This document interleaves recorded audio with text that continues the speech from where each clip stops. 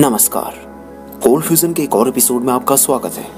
इस वीडियो को हाल ही में कवर करने की वजह से आपको मेरी आवाज थोड़ी अजीब और मजेदार लग सकती है। चलिए मुद्दे पर आते हैं। कई सालों से प्लास्टिक कचरा न केवल पर्यावरण के लिए बल्कि इंसानों के लिए भी एक बड़ी समस्या बन गया है। हाल ही में मिले सूत्रों के अनुसार मानव अंगों में प्लास्टिक का पता चला है और इस साल पहली बार मानव रक्त में भी इसकी बड़ी मात्रा दर्ज की गई है। कई लोग इस मुद्दे पर सोच रहे हैं, लेकिन शायद कुछ किया जा सकता है। आप देख रहे हैं cold fusion TV.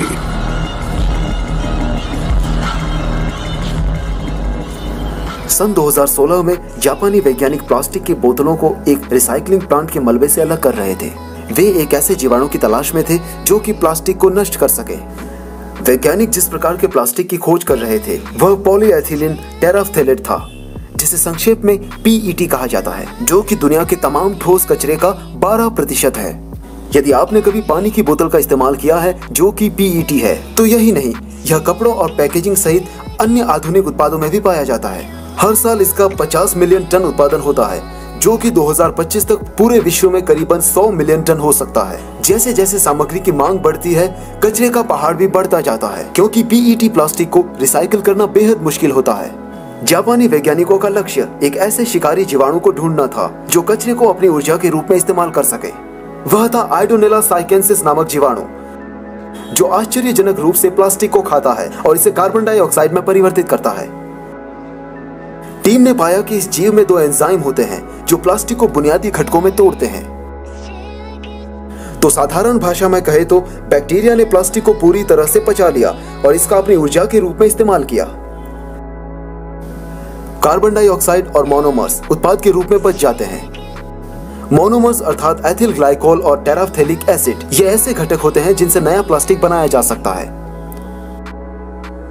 PET plastic एक श्रृंखला में शामिल छोटे रसायनों से बने होते हैं। एंजाइम उस श्रृंखला को अलग करता है और घटक प्राप्त होते हैं। फिर इन घटकों का उपयोग कर सकते हैं और उन्हें दूसरी श्रृंखला में रिसाइकिल कर सकते हैं। इसलिए मूल रूप से इस एंजाइम का उपयोग बिना किसी अतिरिक्त ऊर्जा इनपुट के रिसाइकलिंग प्रक्रिया में किया जा सकता है। आप सोच रहे होंगे कि यह बहुत अच्छा है, हमने इसे हर जगह इस्तेमाल क्यों नहीं किया। लेकिन इसमें एक समस्या है।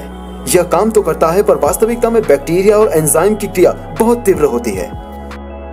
यदि तापमान ज्यादा ऊपर नीचे और pH सही न हो तो यह अधिक प्रभावी रूप से काम नहीं करता। इसे सुधारने का एक तरीका होना चाहिए था।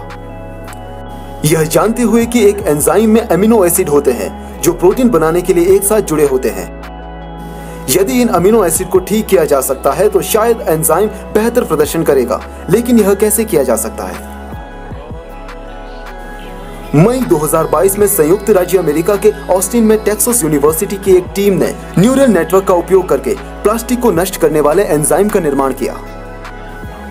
एक मशीन लर्निंग एल्गोरिथम जो एंजाइम में से अमीनो एसिड को नया रूप देने का काम करता था। म्यूट कंप्यूट नामक न्यूरल नेटवर्क ने एक समान आकार के 19,000 प्रोटीन की एक विविध श्रेणी का अध्ययन किया था। अब सवाल यह था कि प्रोटीन को स्थिर कैसे रखा जाए। हेल अल्पा के अनुसार अमीनो एसिड जो प्रोटीन के भीतर अच्छी तरह से फिट होते हैं वही प्रोटीन को स्थिर रख सकते हैं। लेकिन एक अमीनो एसिड जो प्रोटीन के लिए सही फिट नहीं है वो अस्थिरता का कारण हो सकता है। जब ऐसा होता है तो एंजाइम का प्रदर्शन गिर जाता है। जब एल्गोरिथम ने देखा कि एक अमीनो एसिड अच्छी तरह से फिट नहीं हो सकता है तो इसने एक अलग अमीनो एसिड का सुझाव दिया। 289 अमीनो एसिड में से प्रत्येक के लिए प्रोग्राम यह देखने के लिए जांच करता है कि क्या यह अन्य प्रोटीन की तुलना में अपने स्ट्रक्चर के भीतर अच्छी तरह से फिट बैठता है। इसका मतलब है कि यह सक्रियता और स्थिरता के बीच इवोल्यूशनरी ट्रेड ऑफ को संतुलित कर सकता है। जब भी मैं इसके बारे में सोचता हूँ तो यह एक पागलपन लगता है। हम प्रकृति को देख रहे हैं और फिर इसे अपनी बोली लगाने के लिए हैक कर रहे हैं। कई लाखों कॉम्बिनेशंस में से आर्टिफिशियल इंटेलिजेंस ने 3 अमीनो एसिड का सुझाव दिया। टीम ने आर्टिफिशियल इंटेलिजेंस के डिजाइन को अपनाने का फैसला किया। परिणाम विशेष रूप से कम तापमान पर किसी और चीज की तुलना में ज्यादा सक्रिय था। आर्टिफिशियल इंटेलिजेंस के द्वारा डिजाइन किए गए एंजाइम ने 48 घंटों में पूरी प्लास्टिक ट्रे को तोड़ दिया। यह उनके द्वारा बनाए गए एंजाइम की तुलना में 2 गुनी गति और कम तापमान पर अधिक समय तक प्लास्टिक को तोड़ता है। उन्होंने दिखाया कि PET प्लास्टिक 1 सप्ताह के अंदर पूरी तरह से खराब हो गया। उन्होंने कंटेनर और बोतलों सहित 51 विभिन्न उत्पादों की जांच की। वे नई प्लास्टिक की वस्तुओं को बनाने में भी सक्षम थे जो परंपरागत रूप से बहुत कम ऊर्जा की खपत करते थे। टीम नए प्लास्टिक को बनाने के लिए आवश्यक कच्चे माल के 94.9% को पुनः प्राप्त करने में कामयाब रही, क्योंकि प्लास्टिक को नष्ट एक एंजाइम द्वारा किया जाता है, न कि पूरे बैक्टीरिया द्वारा। अतः इससे बैक्टीरिया की अनियंत्रित जनन क्षमता का भी लाभ मिलता है। दूसरे एक्सपर्ट्स इस काम से काफी खुश हुए। एक एक्सपर्ट सारा कैकेडिलस लंदन के इंपीरियल कॉलेज में प्लास्टिक बायोइकोनॉमी का अध्ययन करती है। उन्होंने कहा कि यह अब तक विकसित किए गए अन्य एंजाइमों की तुलना में एक बड़ा सुधार है। वे केमिकल कैटलिस्ट की तुलना में बहुत अधिक विशेष हो सकते हैं। सिद्धांत रूप में एंजाइमों का उपयोग करके हानिकारक प्लास्टिक को नष्ट करना आसान हो सकता है। मुझे अध्ययन करते वक्त एक बात काफी लाजवाब लगी। उन्होंने यह प्रयोग कुछ हद तक प्रयोगशाला से बाहर, खास तौर पर सुपरमार्केट के वास्तविक प्लास्टिक उत्पादों पर किया। चीनी एकेडमी ऑफ साइंस के बाई इन वू ने लिखा कि इस अध्ययन से यह साबित हुआ है कि मशीन सीखने की विधि एंजाइम इंजीनियरिंग में उपयोगी है। उन्होंने कहा कि एआई कुछ ऐसे बदलावों को उजागर करने में सफल रहा जिनको नजरअंदाज कर दिया गया था। टेक्सास टीम द्वारा एंजाइम के प्रैक्टिकल पहलुओं की जांच अब भी जारी है। रिसाइकिल के साथ साथ सामग्रियों की सीमा का विस्तार करने पर भी जोर दिया जा रहा है। तो कुछ कमियां क्या है? यह ध्यान दिया जाना चाहिए कि एंजाइम के कार्य करने का अधिकतम तापमान 50 डिग्री सेल्सियस है, जो सामान्य रूप में बहुत अधिक है। लेकिन शायद बेहतर न्यूरल नेटवर्क के साथ हम इस तापमान को एक कमरे के तापमान तक ले जा सकते हैं। इसलिए निष्कर्ष में प्लास्टिक के कचरे की समस्या को हल करने के लिए अभी भी बड़े पैमाने पर काम किया जाना है। लेकिन यह वास्तव में शुरुआत है। शुरुआती दिनों में देखा गया है कि एंजाइम केवल 2016 में ही पाया गया था, लेकिन सूत्रों से पता चला है कि एआई इस पर बहुत गहराई से काम कर रहा है।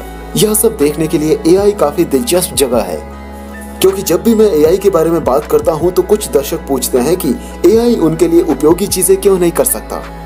म्यूजिक, आर्ट, राइटिंग और कन्वर्सेशन के बारे में मेरे सारे वीडियोस उनके लिए बेकार थे। लेकिन मुझे लगता है कि एआई द्वारा प्लास्टिक को नष्ट करने के एकमात्र उद्देश्य के लिए डिजाइन किया गया बेहतरीन एंजाइम एक ऐसी चीज है जिसकी ज्यादातर लोग प्रशंसा कर सकते हैं, क्योंकि हमने पहले इस चैनल पर देखना शुरू कर दिया है कि सुधार का एआई चक्र घातक है। इसलिए कौन जानता है कि भविष्य में एंजाइम डिजाइन में क्या बदलाव आ सकते हैं। तो आप लोग क्या सोचते हैं? कोल्ड फ्यूजन डिस्कॉर्ड और यहाँ चर्चा करने के लिए खुद को स्वतंत्र महसूस करें। यदि आपको लगता है कि अधिक लोगों को इसके बारे में पता होना चाहिए तो इस एपिसोड को उन तक भी पहुंचाएं। इसलिए कुछ हाउस कीपिंग के लिए मुझे एक अवार्ड के लिए नॉमिनेट किया गया है, इसलिए मैं जल्द ही एम्स्टर्डम की यात्रा करूंगा। मैं अपनी पूरी कोशिश करूंगा, लेकिन अगर फिर भी अपलोड में समय लगे तो वेब पॉडकास्ट के माध्यम से नवीनतम एपिसोड को भी देखें, जिसे मैं को होस्ट करता हूँ। हम वैसे भी रुचि रखने वालों के लिए ल्यूनर डाइक्वॉन स्थिति की अपडेट पर चर्चा करते हैं। मेरा नाम डिगोगो है और आप देख रहे हैं कोल्ड फ्यूजन। तो चलिए फिर मिलते हैं एक मजेदार एपिसोड के साथ। तब तक के लिए अलविदा।